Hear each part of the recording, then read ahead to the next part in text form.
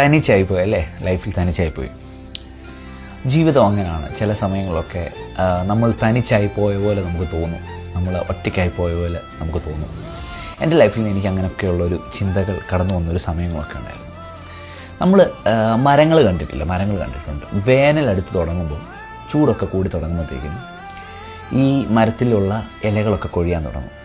അതുവരെ ആ മരത്തെ ആശ്രയിച്ചിരുന്നവർ, ഒരുപക്ഷെ പക്ഷികൾ കടന്നു വരുന്നുണ്ടായിരിക്കാം, അതുങ്ങൾ അതിൽ കൂട് വയ്ക്കും. അണ്ണാരക്കണ്ണന്മാർ അതിലെ ഫലങ്ങൾ ഭക്ഷിക്കാൻ വേണ്ടി, പക്ഷികളും കിളികളും ഒക്കെ അതിൽ വരും. അതുപോലെ അതിൻ്റെ തണൽ അനുഭവിക്കാൻ വേണ്ടി അതിൻ്റെ കീഴിൽ മനുഷ്യർ കാണും. കാരണം ആ ഒരു മരത്തെ ആശ്രയിച്ച് ഒത്തിരി പേര് ചുറ്റിപ്പറ്റി കാണും. പക്ഷേ വേനലെടുക്കുമ്പോൾ ഈ മരത്തിൻ്റെ എല്ലാം ഇല കൊഴിയാൻ തുടങ്ങും. ഈ മരത്തിൻ്റെ ഇല കൊഴിയുമ്പോൾ നിങ്ങൾ ശ്രദ്ധിച്ചിട്ടുണ്ടോ, ഒറ്റ പക്ഷികളും അതിൽ വന്നിരിക്കാറില്ല, ഒറ്റ മനുഷ്യരും അതിൻ്റെ തണൽ കൊള്ളാമെന്ന് പറഞ്ഞ് അതിൻ്റെ കീഴെ വന്ന് നിൽക്കാറില്ല. എല്ലാവരും പറയും ആ മരത്തിൻ്റെ ഇലയെല്ലാം കൊഴിഞ്ഞുപോയി. പക്ഷേ എന്നെ കേൾക്കുന്ന എൻ്റെ പ്രിയ സ്നേഹിതരോടുള്ള ഒരു കാര്യം, പറയാനുള്ളൊരു കാര്യം, ഈ വേനൽക്കാലത്ത് ഇലയൊക്കെ പൊഴിയും, സത്യമാണ്. കൂടെ നിൽക്കുന്നവരൊക്കെ മാറിപ്പോയെന്ന് വരും. എന്നും ഒപ്പം നിൽക്കുന്നു നമുക്ക് തോന്നുന്നവരെ നമ്മുടെ ഇല കൊഴിയാൻ തുടങ്ങുമ്പോഴത്തേക്കിനും അവരൊക്കെ മാറി പല വഴിക്ക് പോകും, പല വൃക്ഷങ്ങൾ തേടിപ്പോവും.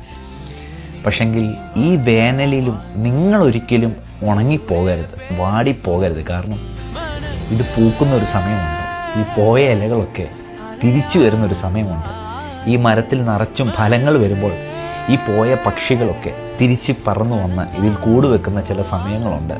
ഫലങ്ങൾ മറ്റുള്ളവർക്ക് കൊടുക്കാൻ പാകത്തിന് രീതിയിൽ നമ്മൾ ഈ വൃക്ഷം വളരുന്ന ഒരു സമയമുണ്ട്.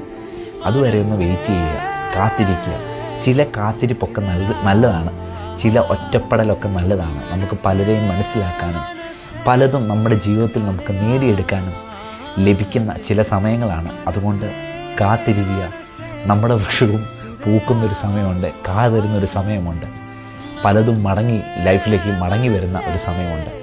അപ്പോൾ ഇതിനെല്ലാം നമ്മളെ സഹായിക്കുന്നത് മറ്റാരുമല്ല, ദൈവമാണ്. ദൈവത്തിൽ ആശ്രയിക്കുക. പോയതിനെയൊക്കെ മടക്കി കൊണ്ടുവരുവാൻ, പൂർവാധിക ശക്തിയോടെ പുറത്തു വരുവാൻ ദൈവം നമ്മെ സഹായിക്കും.